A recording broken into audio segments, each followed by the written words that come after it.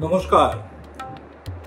একটা নতুন YouTube channel, একটা নতুন আঙ্গিক, নতুন মানুষ, নতুন উপস্থাপক, কিন্তু বিষয়টা খুবই পুরাতন। একজন অরাজনৈতিক, ধর্মনিরপেক্ষ এবং অবশ্যই দেশপ্রেমী মধ্যবিত্ত বাঙালির চোখে সমকালীন পশ্চিমবাংলা তথা ভারতবর্ষ এবং তার পারিপার্শ্বিক যে বিশ্ব সে সম্বন্ধে আলোচনা, বিশ্লেষণ, যাতে জ্ঞানের কথা কম কিন্তু আপনার পছন্দের কথা বেশি থাকবে, এমন কিছু আমরা তুলে ধরব যেটাকে আপনি পছন্দ করতে পারেন, অবশ্যই না করতে পারেন, কিন্তু আপনি বাদ দিতে পারবেন না। আমি প্রথমেই বলেছি যে আমার এই চ্যানেলটার নাম অবুঝ বাঙালি। দুটো সম্পূর্ণ বিপরীত ধর্মী শব্দ,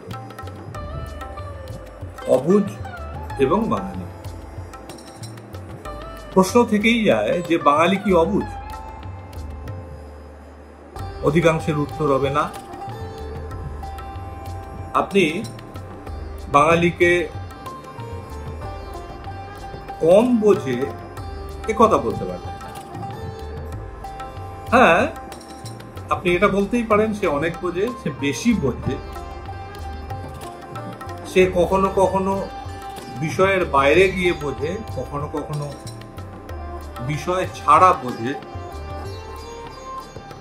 কিন্তু বোঝে না সে অবুঝ, এ কথাটা বলা খুব মুশকিল। যায় না, বাঙালির সঙ্গে অবুঝ শব্দটা যায় না। কিন্তু কিছু কিছু বাঙালি আছে যারা অবুঝ, বলতে কোনো বাধা নেই। আমি ওই অবুঝ বাঙালির দলে, যারা বোঝে না কিছুই কিন্তু বলে বেশি। বিষয় হচ্ছে অবুঝ শব্দটাই বা কেন? দেখুন, আপনি যদি সবটাই বুঝে যান,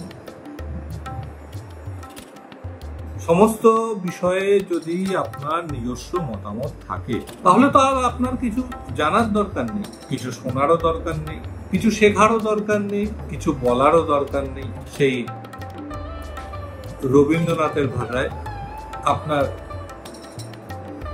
পেটের মধ্যে সমস্ত জ্ঞান ঢুকে গেছে, তাই তিনি ওরে আমার সবুজ, ওরে আমার অবুঝ এই কথাটা উল্লেখ করেছিলেন। তাহলে কি সবুজের সঙ্গে অবুঝের কোনো সম্বন্ধ? আমার মনে হয় সবুজ বলতে এখানে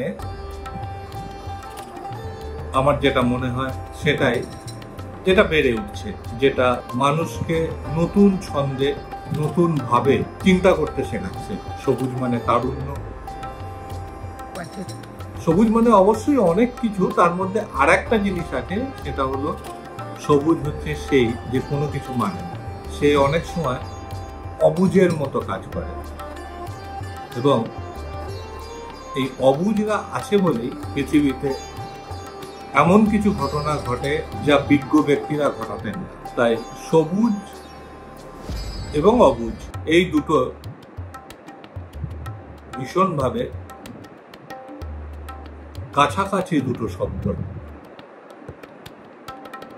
তাই অবুঝ বাঙালি মানে সেই বাঙালি সবুজ, অন্তত তার মনটা সবুজ, এবং সে এইভাবেই বেঁচে রাখতে চায়।